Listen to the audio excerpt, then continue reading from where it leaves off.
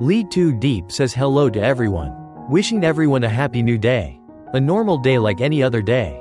Diep is still cleaning the new house. The house where she and Jame are preparing to get married here. But a passing storm has swept away all hope. Diep is pregnant, and she is so weak. She fainted as if she was about to pass away. Luckily Jame saw her and rushed her to the hospital. There Jame received very bad news about Diep from the doctor. What is that story? Let's pray and watch today.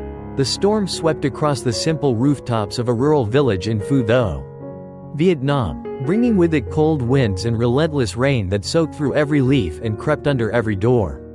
In a small makeshift shelter near a construction site, Diep, a young woman carrying the child of the man she loved, was preparing the final touches of their humble home with James, her soon-to-be husband. They didn't have much, just a few bricks, some bags of cement, and a corrugated tin roof, but in their eyes was a world full of dreams and love. Diep's gentle smile lit up the room as she helped James arrange the wood. And he constantly reminded her, "Be careful. Love, don't tire yourself. You're carrying our baby." But fate, as it often does, had other plans. One rainy afternoon, as they were tidying up their small space, Diep suddenly felt dizzy and collapsed onto the damp ground. James panicked. He rushed to her, calling her name again and again, his voice nearly drowned out by the sound of pouring rain. There was no time to pack or think. He picked her up in his arms and, without even changing clothes, drove through flooded roads to the nearest hospital, heart pounding with fear. In the hospital's cold, sterile room, the bright white lights reflected off Diep's pale face. The doctors worked quickly, injecting her with medication, trying to stabilize her condition. It was her fourth injection, and the pain made her cry uncontrollably. James sat by her side, his heart breaking. "It's okay to cry," he whispered. "I've felt that pain before. I know it hurts. Let it out, love." He ran out in the middle of the night to buy hot porridge, carefully chosen to meet the doctor's dietary instructions: plain white rice and roasted peanuts. She wasn't allowed to eat anything else. Spoon by spoon, he fed her, blowing gently on each bite so she wouldn't get burned. Even though it was simple food, in that moment, it was filled with more love than any feast could ever hold. Back home, their little girl, NHI, sat quietly beside her grandmother. Her small voice, filled with longing, asked over and over, "Grandma, I miss Mommy Diep so much." The grandmother tried her best to comfort her, but finally decided to make a video call to James and Diep. When Diep saw Nyi's little face on the screen, her eyes filled with tears. But she forced a smile.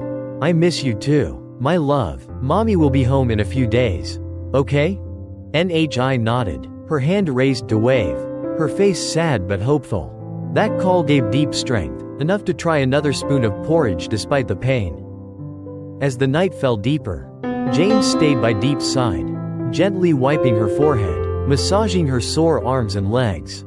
He watched her struggle to swallow plain rice, saw the tears roll down her cheeks as she chewed. "The doctor says your illness is rare," he said softly. "It weakens your immune system. Every time the weather shifts or a storm comes, your body can't fight it. But you have to be strong. I'm here. NHI is waiting. Your mother is praying. You can't give up." Diep looked at him, her voice shaking. "I don't know how I'll ever repay you for all this." He squeezed her hand and whispered back, "You don't need to repay me. Just live well. Just love me. That's enough." And those weren't just empty words. James took care of her in every little way, washing her clothes, preparing her meals, staying awake to monitor her condition. Even in the middle of all this, he was still calling workers to complete the little house they had been building. Though he was exhausted and sleep-deprived, he never once complained. He believed that everything would be okay, as long as she was okay. Diep looked at him with eyes full of gratitude. He wasn't just a fiancé. He was a partner, a protector, a man who kept his promises with actions, not just words. Later that night, James lay down on a plastic chair beside Diep's hospital bed, their hands still intertwined. "Sleep now," he whispered. "I'm right here." And though her body was still weak and aching, her heart was at peace. She knew that beside her was a man who once promised to protect her forever, and who was now living that promise with every breath, every step, and every silent act of love. They didn't have a wedding yet, There were no white dresses, no grand ceremonies, no flowers or music, but under the dim light of a hospital room, through pain and storm and tears, they had something more sacred, a vow made not with rings, but with sacrifice, patience, and unconditional love. And perhaps, that was the most beautiful kind of wedding there could ever be.